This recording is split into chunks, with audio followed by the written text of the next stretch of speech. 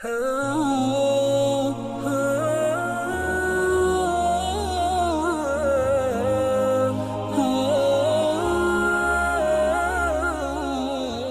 ধর্মের 5টি স্তম্ভের মধ্যে অন্যতম হল রোজা।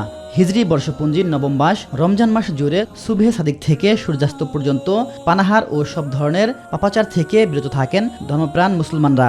ধনী গরিবের ভেদাভেদ ভুলে সবাই অনুভব করেন ক্ষুধার কষ্ট, যা সমাজে সাম্য ও মানবিকতা প্রতিষ্ঠায় গুরুত্বপূর্ণ ভূমিকা রাখে।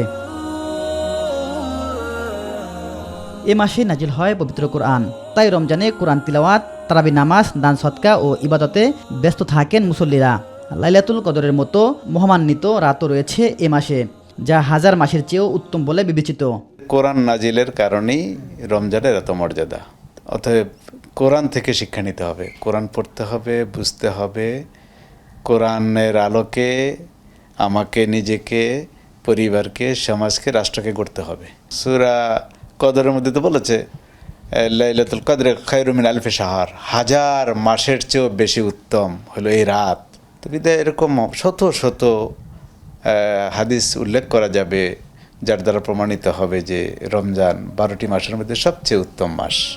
রমজান শুধু না খেয়ে থাকার নাম নয়, এটি আত্মশুদ্ধির মাস। মানুষ এ মাসে নিজের ভুল ত্রুটি সংশোধন করে আল্লাহর নৈকট্য লাভের চেষ্টা করে। অনুভূতির সমতা, যে ওই কষ্টের অনুভূতি, ক্ষুধার যন্ত্রণা, ক্ষুধার কষ্টের অনুভূতি গরিবরা যেমন অনুভব করে, ধনীরাও তেমনি অনুভব করে। আল্লাহ ওই পানাহার চান না, যে পানাহারে শুধু খাওয়া দাওয়া বর্জন করা হয় আর বাকি কোনো কিছু বর্জন করা হয় না। এই মজুদদারি, মুনাফাখুরি এগুলি বর্জন করা হয় না, পাপ বর্জন করা হয় না, মিথ্যা বর্জন করা হয় না। সেই বর্জন আল্লাহ তাআলা চান না।